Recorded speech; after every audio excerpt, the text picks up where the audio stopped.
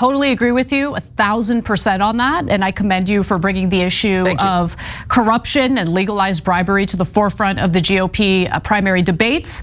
I do have to ask though, one of the issues that was reported on widely during the Trump administration was how he was directing official government business to Trump properties and then inflating the prices of the hotel stays for government officials and members of the military in order to pad his pockets. Did you at all have a problem with that? Vivek Ramaswamy went on the Young Turks to debate Anna Kasparian and Cenk Uygur, and it's a lengthy debate. You can watch the entire thing on the Young Turks channel, but I wanted to pick out this particular part where Vivek Ramaswamy talks about corruption and legalized bribery in the government. He talks about all these ways that he is opposed to politicians getting rich off of their government service, but he doesn't want to tie any of that to Donald Trump, who him and his family made a ton of money while Donald Trump was in the presidency. So it's Vivek either being incredibly disingenuous and lying or being incredibly stupid. I'm not sure which, even after watching this clip, but take a look at this with me. We're going to look at these couple of clips of Anna Kasparian and Cenk Uygur going at it with Vivek Ramaswamy. Things get really interesting. I'll add in my thoughts from time to time. Let's check it out. Vivek, you've said on the debate stage that the other candidates were bought and paid for. Now, that's a thing that I very much agree with, and not just about Republicans. So, but you seem to have waffled on that from debate to debate. But we're here so you can clarify. So when you say bought and paid for, what do you mean by it? Yeah, I mean that these are actually mostly, as I've gotten to know them, it's less waffling, but more my view has evolved a little bit. I actually think that most of them, not all of them, but most of them are good people, but they have been tainted by a broken system. So what do I mean by that? I mean, it's a lie that there's actual limits to what you can give to a political candidate. The myth is you can only give $3,300 per cycle in the primary and in the general election. That's false. The reality is most of the election, look at the primary, look at elections these days, period. They're being run by super PACs. That's where most of the money is being spent. And big donors can give unlimited money to super PACs. And even though those super PACs are basically running the campaigns, that's corrupt. And so I think it is a lie that we have the system, $6,600 is a limit. That's a lot of money to most people in the country, and fair enough. But you're not gonna control a politician with $6,600. That's why we have that limit. And yet, what you actually have is the real system that does control the politicians, which are the super PACs. Technically, these independent agencies or these independent entities that are spending that money, but they're not really independent when the candidates themselves show up at the fundraisers hosted by the super PACs, regularly talk to donors on speed dial who are giving to those super PACs, turns the politicians into circus monkeys. And is the circus monkey a bad monkey? No, it's not. It's just doing what it's supposed to do. It jumps as high as its master tells it to jump. That's the way our political system is run, frankly, in both parties. And so I think that that's a cancer on American politics. Whether or not I agree with the policies that come out of your mouth as a politician, I'd rather they at least be the views that actually represent yourself or the voters you're running to represent, not the donors who are providing your mother's milk. And I think this is hopefully a nonpartisan point that we can agree on. This used to be a calling card on the left. I'm trying to make this part of the America First movement on the right, and I'm actually getting a lot of grassroots support for it. Yeah. But the donor class does not like me talking about this, and that's why they've come down on me like a ton of bricks. Yeah, I don't disagree with that, but so just to be clear, so Nikki Haley and others are circus monkeys who are corrupt.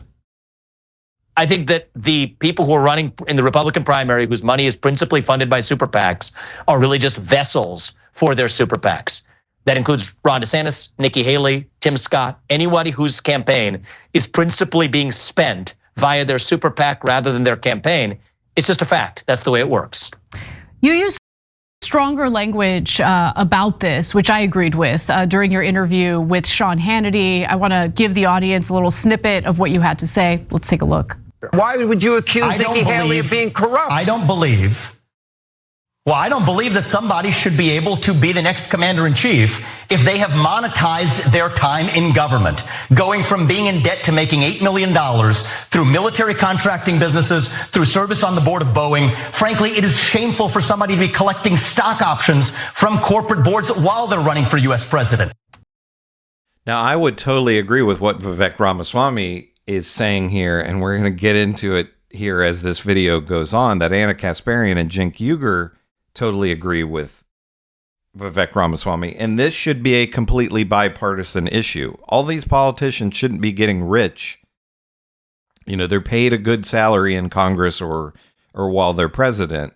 They shouldn't be able to do insider trading and get all of this money from these various lobbyists in order to enrich themselves. But as we're going to see over and over and over again, Vivek Ramaswamy doesn't want to tie any of this to Donald Trump, Donald Trump and his family made all kinds of money while he was president.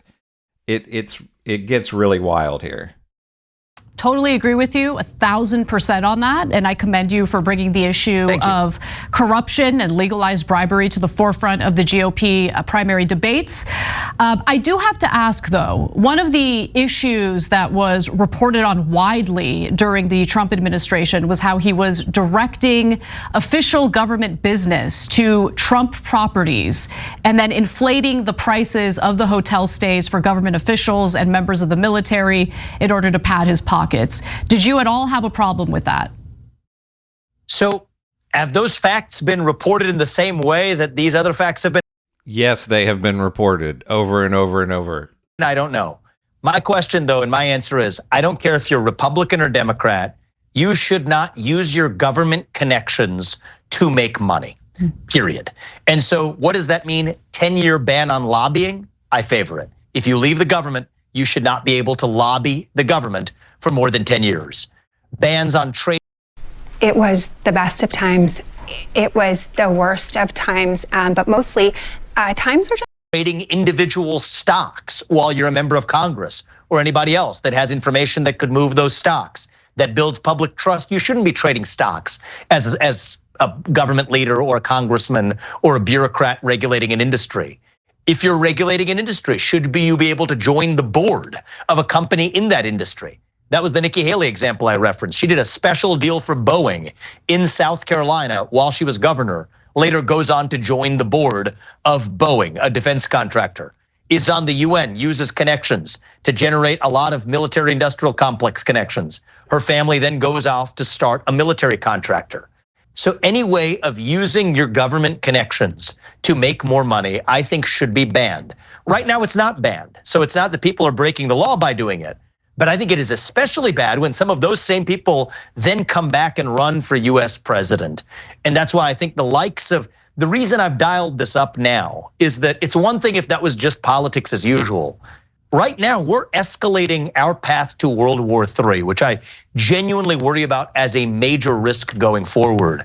And so, no, I don't think that somebody who has a demonstrated track record of potentially making money on taking us to World War III should get anywhere near the White House, which is why I've been particularly sharp about this issue, even relative to the first few months of this campaign, when those foreign policy threats weren't quite as pronounced. All right, we continue to agree on that. So if someone, for example, was in charge of the Middle East policy in an administration, and then they left the administration and immediately got $2 billion from someone that's in the Middle East, a country that's in the Middle East, that they were in charge of handling policy on, and might have even, according to some rumors, passed intelligence on to.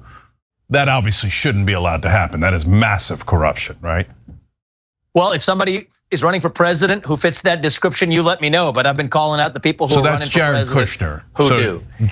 Jared Kushner. So are you okay with that, or is? I mean, if I'm judging the first half of this interview as extrapolation to the second, I can't verify all of the facts that you're referring to there. I'm giving you a very clear litmus test.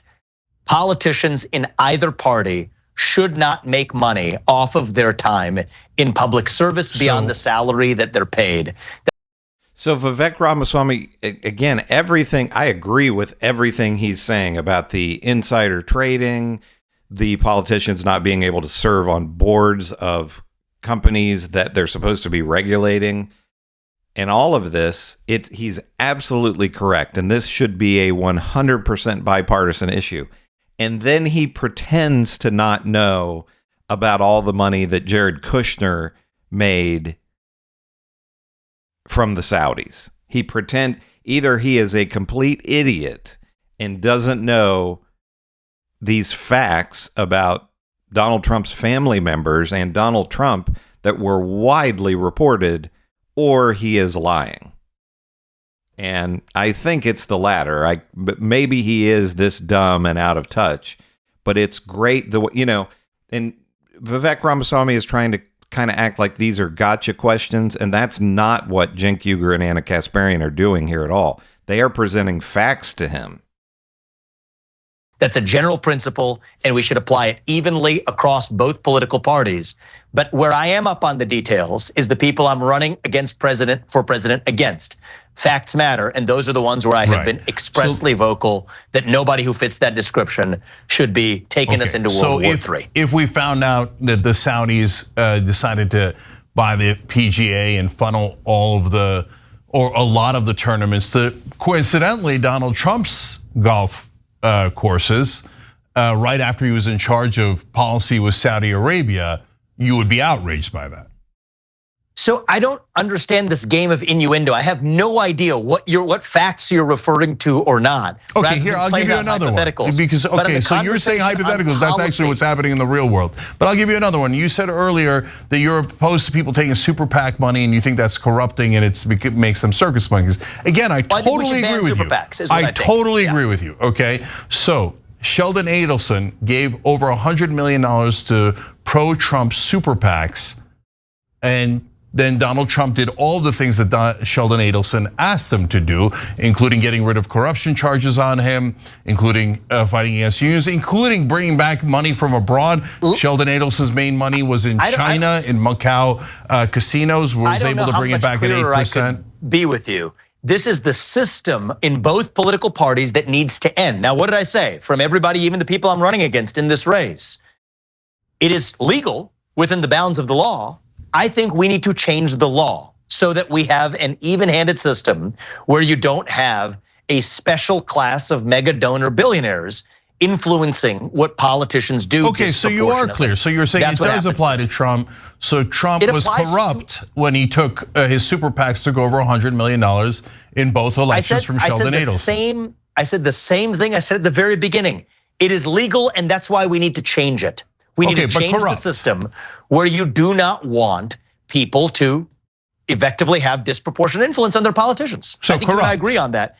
Change the law. What's the game you're trying to play? I'm just trying to understand. It is a corrupt system. And Donald Trump participated in that corrupt system and is part of that corruption. That's okay. You're running against him. There's nothing wrong with that. I agree with you. I really don't.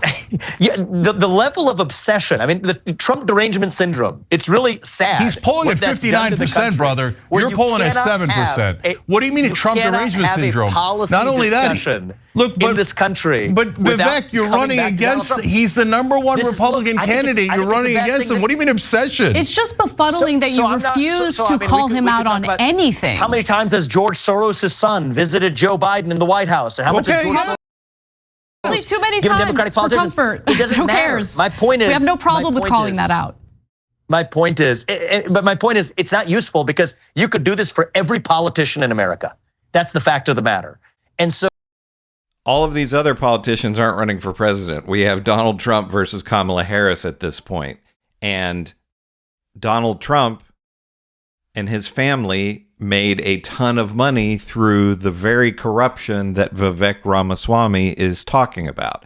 But of course, he doesn't want to, he wants to tie this to everybody else except Donald Trump. And Vivek Ramaswamy is acting like Anna Kasparian and Cenk Uygur are trying to do a gotcha thing. And this is Trump derangement syndrome, when it's not Trump derangement syndrome when Donald Trump actually did these things.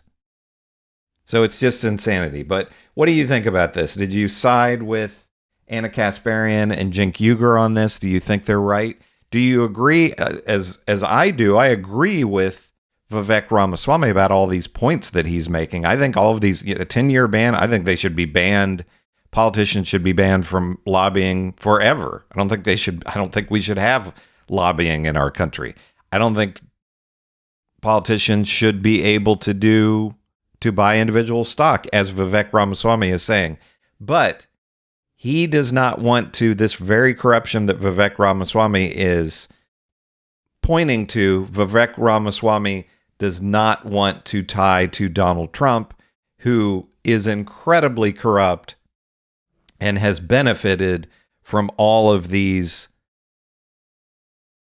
ways to make money while in office that Vivek Ramaswamy is saying he's against. So Vivek Ramaswamy is completely disingenuous. He showed this here in this debate and interview with Anna Kasparian and Cenk Uygur, and I think it's great that they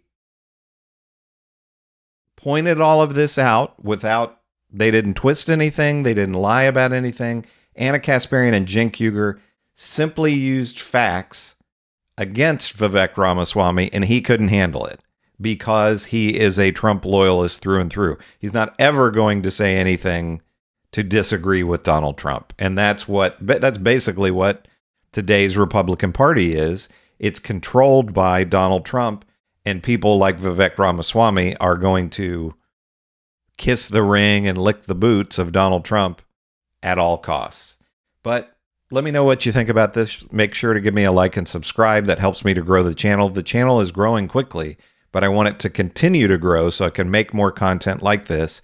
Make sure to leave me a comment. I love hearing what you have to say about all of these various issues, whether it's Vivek Ramaswamy and Anna Kasparian and Cenk Uygur or any of these other figures out there. I'm Chris on Politics. This is Chris on Politics. I will see you in the next video.